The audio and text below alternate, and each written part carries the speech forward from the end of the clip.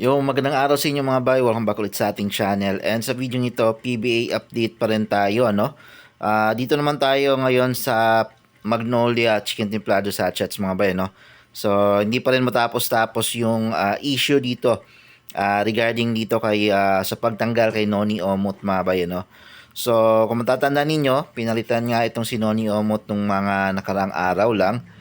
And ang kinuha nilang kapalit ay si Clint Chapman. Okay, veteran import na 37 years old. Galing din sa Lebanon League na pinaglalaroan or pinanggalingan din ni Noni Omut.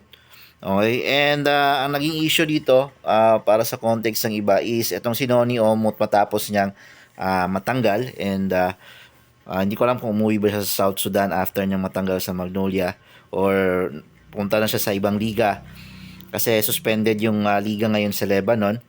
So, nag-post itong si Noni Omut. Kumbaga, nag-post siya ng parang meme na kung saan nagkaroon siya ng stat line yung last game niya with 38 points. Nandun yung mga stats niya. And may caption na hindi na kaya kasalanan ng import to. So, kumbaga, parang parinig yung naging caption ng post niya doon sa kanyang social media account. Itong si Noni Omut.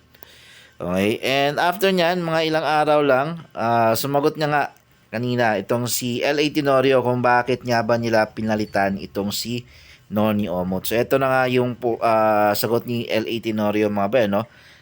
In-explain niya kung bakit tinanggal si Noni Omot.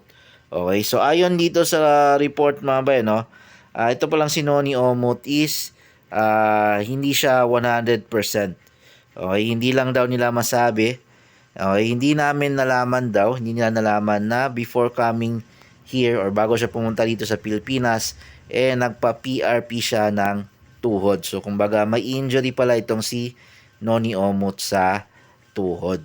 Okay, so actually ako napansin ko din to mga ba, no, na sa mga laro ni Noni Omot, medyo iba yung galawan niya. Napansin ko din na hindi siya ganoon ka-explosive, hindi siya ganoon ka-aggressive talaga.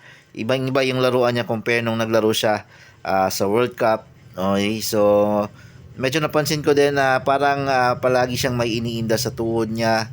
Okay, kapag parang nakakaroon siya ng natatapilok siya or na-slide siya, parang lagi niyang inaalalayan yung tuhod niya. Napansin ko rin yan dun sa mga laro niya dito sa PBA. So, yun yung napansin nila and yan, kaya medyo limited yung galaw niya. Ayon dito, puro jump shot lang siya. Yun nga din yung napansin ko. Kung mapapansin niyo 38 points yung nagawa niya last game, pero halos karamihan doon, puro jump shot. Bihira lang, kung mapapansin niyo, bihira lang sumalaksak talaga. Kung minsan sumasalaksak si Omot, pero hindi ganun ka strong drive yung ginagawa niya. Kumbaga, inaalalayan niya yung parang pag-drive niya or pagsalaksak niya. Okay, minsan niya na-outbalance pa siya kapag nagda-drive siya, sumasalaksak siya sa basket. So, kadalasan sa ginagawa niya, floater or jump shot. Yan din yung napansin ko. So, duda pa lang ako, dung unang game pa lang niya, I think, mukhang hindi 100% yung Noni Omot talaga. So, yun yung naging pasya nila and pinagkuhaan nila ng desisyon or base.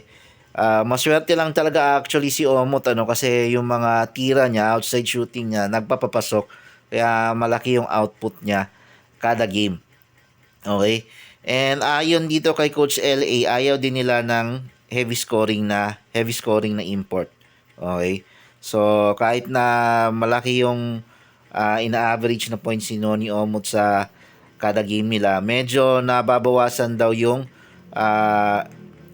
output ng mga local players. Kaya hindi sila nag-gel talaga yung chemistry ni Noni Omot sa mga locals dahil sa sobrang heavy scorer type nga siya. So, tingnan natin yung bagong import na Magnolia mamaya mga bay, no? Na debut game niya mamaya kontra sa Macau Black Bears kung mag-fit ba siya sa sistema ng Magnolia Hotshots. Yun lang yung update natin mga bay. Maraming salamat sa panonood.